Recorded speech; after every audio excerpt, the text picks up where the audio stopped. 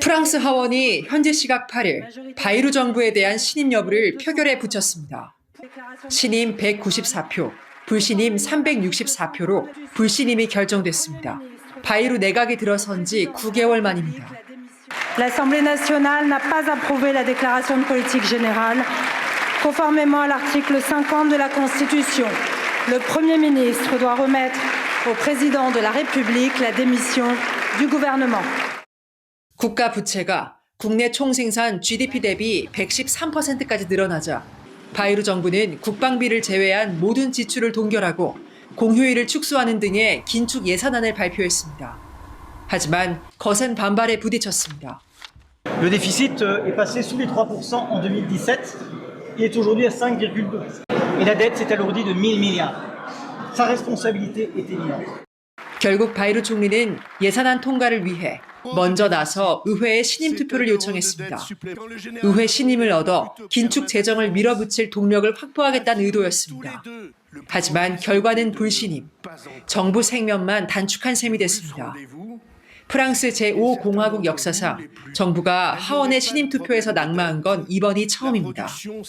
3개월 만에 무너진 직전 바르니에 정부에 이어 마크롱 대통령이 임명한 6번째 내각이 또다시 실각한 겁니다. 야당은 대통령 탄핵 추진까지 예고했습니다. 마크롱 대통령은 바이루 정부의 사임을 수락하고 새 총리를 임명할 예정입니다. 하지만 정부 공백과 함께 프랑스 정치가 또다시 혼돈 속으로 빠져들고 있습니다. 파리에서 KBS 뉴스 이화진입니다. 비 오는 파리를 검은색 우산이 가득 채웠습니다. 도로와 학교 건물들이 봉쇄됐고 시위대를 막으려는 경찰과 곳곳에서 충돌이 벌어졌습니다. 이 과정에서 파리 시내 한 식당에서 불길이 치솟기도 했습니다. 현지 시각 10일 프랑스 전역에서 정부의 긴축 재정에 항의하는 대규모 시위가 벌어졌습니다. Voilà, alors on manifeste pour ça, pour tout, l'augmentation et tout, et il faut travailler plus pour gagner moins, c'est ce que j'ai marqué sur mon gilet jaune. 시위는 사임한 바이루 총리가 공공부채 감축을 위해 정부 지출을 동결하고 공휴일을 줄이겠다는 긴축 재정안을 발표하며 촉발됐습니다. 당초 10일 하루 국가를 마비시키자며 대형마트 불매 등 평화적 보이콧 방식으로 이뤄질 예정이었지만 곳곳에서 충돌과 봉쇄가 잇따랐습니다. 프랑스 내무부는 전국에서 18만 명 가까이 시위에 참여했다고 밝혔습니다. 500명 가까이 체포됐고 시위 대응에 나섰던 경찰도 10여 명이 다쳤습니다. Pour créer un climat insurrectionnel en France et donc nous y opposerons de toutes nos forces. Ils n'y parviendront pas. 앞서 예산안 갈등으로 마크롱 대통령의 6번째 총리 바이루 내각을 의회에서 불신임한 야당은 새롭게 임명된 총리를 향해 경고의 목소리를 냈습니다. Et si ce gouvernement entend là encore poursuivre la politique d'Emmanuel Macron, eh bien, il tombera et il s'exposera à la censure du Rassemblement national comme nous l'avons fait jusqu'à présent. 오는 18일 총 파업까지 예고된 가운데 프랑스 전국은 당분간 혼란이 불가피해 보입니다. 파리에서 KBS 뉴스 이화진입니다. 자, 지금 이번 프랑스 사태 관련돼서 이게 제2의 이탈리아 아니냐 뭐 이런 이야기 나오고 있습니다. 이게 무슨 말인가요? 결국 프랑스의 막대한 재정 적자가 문제라는 겁니다. 마크롱 대통령이 2기 들어서 2년 반 새 4명째 벌써 총리를 바꾸고 있거든요. 네. 특히 지난해와 올해 총리가 물러난 게 다 예산안 때문이었습니다. 이탈리아도 심각한 재정 문제와 정치적 불안정을 겪어왔잖아요. 그래서 제2의 이탈리아가 되는 거 아니냐 이런 얘기가 나오는 겁니다. 네. 자료부터 볼까요?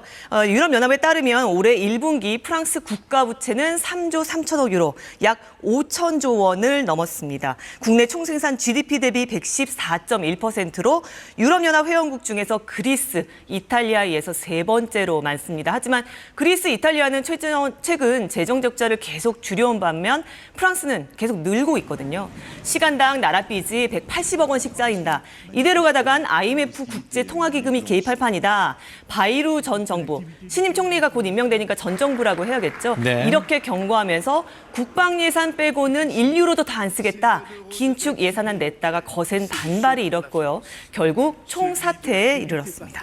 지금 아무래도 이제 긴축 재정을 하려고 하다 보니까 이제 여러 가지 방법 가운데 하나가 이제 공휴일을 줄여보자 이렇게 했던 건데 이것도 반발이 매우 컸죠. 네, 프랑스인 4명 중 3명이 반대한다고 할 정도였죠. 네. 여기다가 정부의 재정적인 실패가 피해는 결국 돈 내는 니콜라에게 돌아온다. 이런 주장이 SNS에 확산하면서 파급력이 더 커졌습니다. 돈 내는 니콜라 말씀하셨는데 그게 뭡니까? 네, 니콜라는 프랑스의 흔한 남성 이름이죠. 특히 네. 1980년대에 유행한 이름인데요. 이 니콜라를 가상의 30대 중산층 노동자로 설정한 이 이미지가 몇 년 전부터 생겨났는데 특히 바이루 전 총리가 지난 7월 예산안을 발표한 이후에 SNS에서 급속도로 확산했습니다. 여기서 파생된 풍자 동영상 보면요. 마크롱 대통령이 계속 머리를 찍어 누르는 모습이 지금 화면에 나오고 있습니다. 니콜라에게서 세금이 빠져나가는데 이게 70대 노부부 그리고 옆에 있는 20대 아랍계 이민자에게 들어가는 걸로 묘사되고 있죠. 네. 한마디로 세금 내는 사람 따로 쓰는 사람 따로 있다는 의미인데요. 특히 각종 사회 보장을 위해서 세금은 많이 내지만 복지 혜택에서는 제외되는 젊은 중산층 사무직의 좌절을 대변한다라는 게 프랑스 언론의 진단입니다.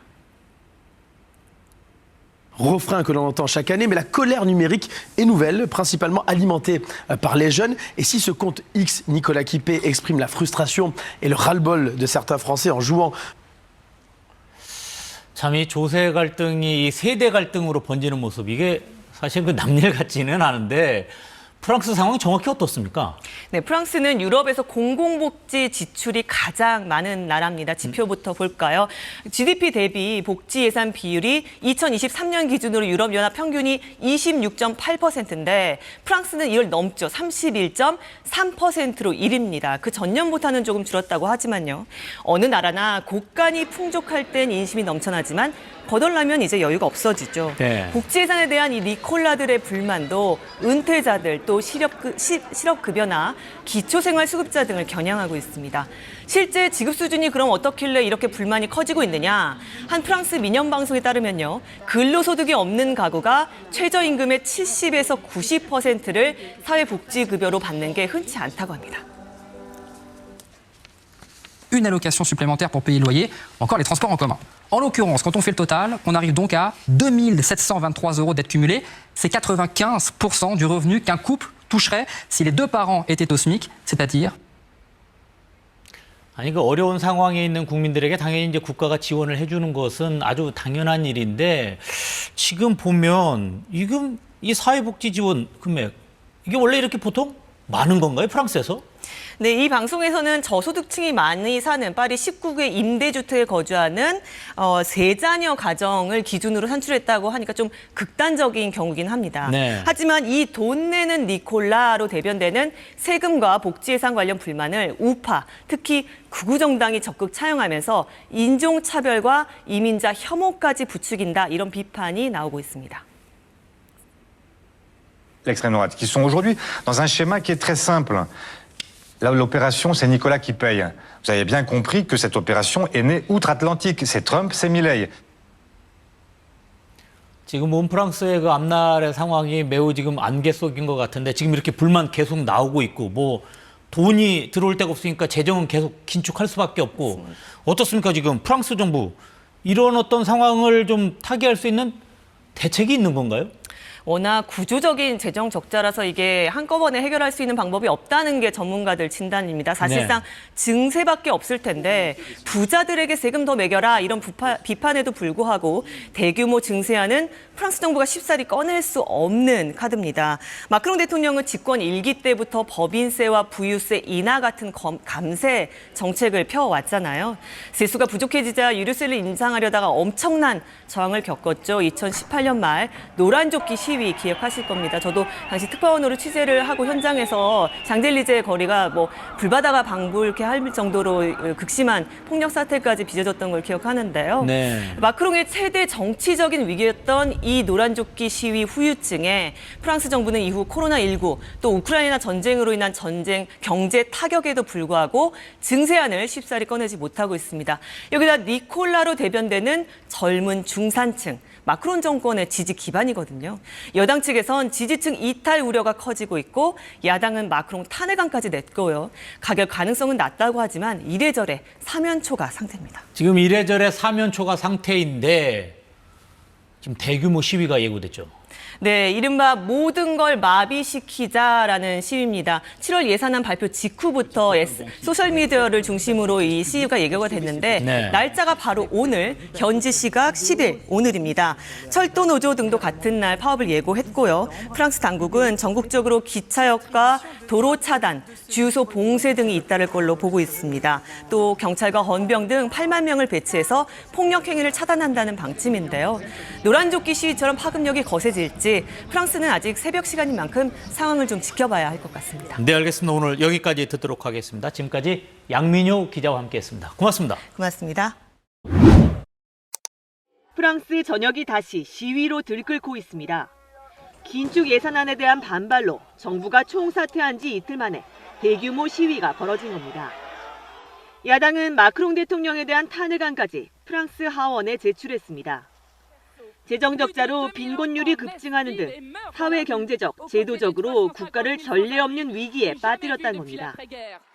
Cette motion de destitution a été pour la première fois déposée il y a un an lorsqu'Emmanuel Macron a refusé de reconnaître la souveraineté populaire.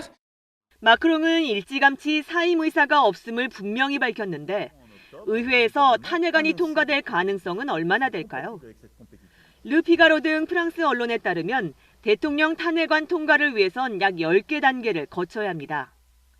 먼저 상원이나 하원 의원 10분의 1 이상의 서명이 필요하고 해당 의회 사무국에서 탄핵안 수용 여부를 결정한 뒤 법률위원회 심의를 받아야 합니다.